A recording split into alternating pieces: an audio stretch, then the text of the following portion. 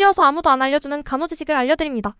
오늘은 피버 스터디 검사 관련 셀프 Q&A 시간을 가져볼게요. 블러드 컬처, 스푸텀 컬처, 유린 컬처를 하면서 혼자 가져봤던 작지만 물어보긴 애매한 것들에 대해 알아볼게요. 먼저 블러드 컬처 시 최소 검체량은 얼마일까요?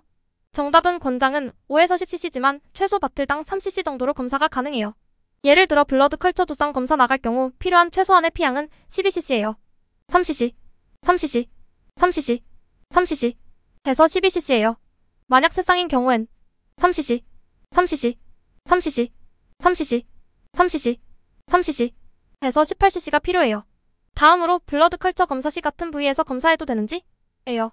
정답은 가능한 다른 부위에서 검사를 진행하는 게 좋지만 체열할 부위가 없다면 최소 30분의 시간 간격을 두고 검사가 가능해요.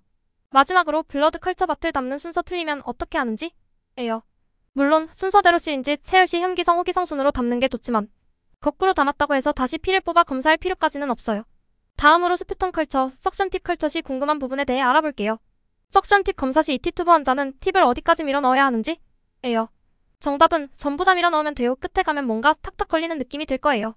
다음으로 석션 팁 검사 준비하다가 오염된 경우 어떻게 할까요? 정답은 버리고 다시 해야 돼요. 그런데 솔직히 일하다 보면 환자분이 난동치고 하면 이게 결국 검체가 오염이 안 되게 하기 쉽지가 않아요. 그럴 때는 주변 선생님들 하는 거 보고 적당히 따라하면 돼요. 다음으로 가래가 없는 환자는 어떻게 할까요? 일단 열심히 펄커션을 하고 석션도 해보고 다 해봐요. 그리고도 안 되면 기다렸다가도 해봐요. 그래도 안 되면 인수인계 전에 닥터한테 다른 거 노티하면서 같이 얘기해서 가래 나올 때까지 할지 아니면 검사 DC 할지 물어봐요. 검사 지속한다면 인수인계 하면 되고 DC 한다면 DC 처방 받아서 지워요. 마지막으로 가래를 확보하긴 했는데 너무 적은 경우 일단 검사 나가요.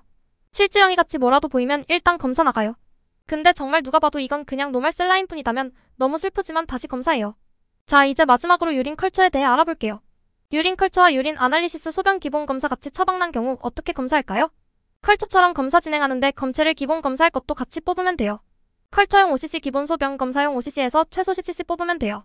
다음으로 유린이 안 나오는 환자의 경우 어떻게 할까요? CRRT를 하거나 심장 투석하는 환자분이면 닥터한테 얘기해서 검사 DC해요. 근데 그래도 굳이 검사하겠다면 영혼까지 끌어모아서 검사해봐야 해요. 그런데 웬만하면 검사 DC해요. 그리고 소변이 시간당 30cc 이하로 부어한 환자분이면 최소 1시간 이상 폴리클램프 한 상태에서 검사해봐요. 그래도 안 나오면 2~3시간 클램프하고 해봐요. 그래도 안 나오면 닥터 노티에서 취소할지 검사할지 물어봐요. 다음으로 소변 검사하고 실수로 폴리클램프 했을 때 어떻게 해야 할지? 예요.